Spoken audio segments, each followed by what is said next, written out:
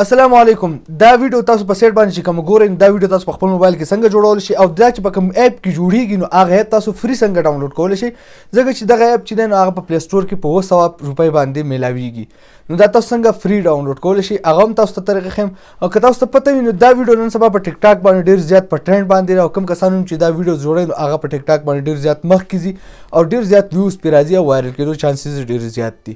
نو زما نوم دی حسین علي، تاسو ګورئ حسین علي سکل یوټیوب چینل. راځئ چې ویډیو شروع کړو. د دې لپاره به تاسو ته د یو اپ ضرورت دی چې دغه لینک ما تاسو ته په کمنټ کې هم درکړی دی او په ډسکرپشن کې هم درکړی دی.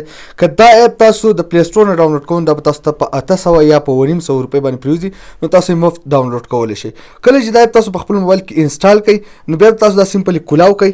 چې کولاو کړئ نو د دې داسې غونته کې انټرفیس راځي. صحیح ده، دا تاسو کتلی شئ داسې انټرفیس راځي. نو دا یوه کیمره ده او داسې نه ده چې په هغې کې څه خاص ټریکس یا څه فلټر یوز کول دي، بس نارمل کیمره ده، په ډېر اسانه په دې باندې ویډیو جوړیږي. صحیح ده. نو اوس د ویډیو جوړولو طریقه تاسو ته ښیم چې کله کولاو کوئ څه پرمیشن غواړئ هغه به ورته ورکړئ.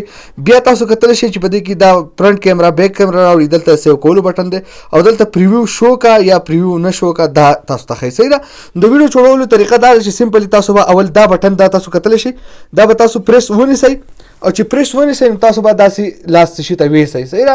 یا تاسو څمڅۍ وړئ نو هغه به تاسو ویسئ. بیا به تاسو پرېږدئ. چې کله پرېږدئ تاسو نو بیا به تاسو مثال په طور باندې ځای بدل کړئ. مثال په طور ځای دا شو. صحیح ده. بیا به تاسو ځای بدل کړئ. صحیح ده. او هغه دغه به داسې ونیسئ او بیا به تاسو دا ویډیو داسې پریس کړئ او بیا به تاسو دا تاسو کتلی شئ بیا به داسې کوئ. نو دا تاسو کتلی شئ دا بیا تاسو په خپل موبایل کې داسې سیو کوئ. اوس دې باندې تاسو ډېر په اوله کې تاسو دغه خو بیا وروسته تاسو په دې باندې په ډېر ایکسپرټ به شئ، تاسو ډېر صفا ویډیوز به بیا تاسو جوړوئ.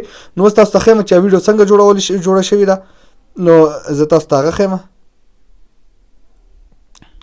ساري زه ویډیو دغه کوم تاسو ته. نو دا تاسو کتلی شئ چې هغه ویډیو چې ده نو هغه داسې جوړه شوې. ما لاس ویوړ. صحیح شو. او بیا تاسو کتلی شئ چې ما دویمه ویډیو ده تاسو کتلی شئ چې ځای بدل شو او ویډیو جوړه شوه. نو دې کې دا لاس چې ړقېده لږ غونته کې چې لاس تاسو نه ډېر ونه ړقېږي او بل لږ غونته کې صفایي غواړي نو هله بیا صحیح ویډیو جوړېږي.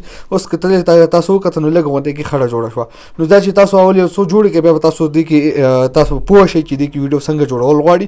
مکمل هر څه به تاسو ته طریقه په دې کې زده شي. نو دا ونه ویډیو خوښ شي ویډیو لایک کړئ، چینل سبسکرایب کول مه هېروئ، ویډیو خپل ملګرو سره شیر کړئ. تر بل ویډیو خپل ځان ډېر زیات خیال ساتئ. د الله په امان.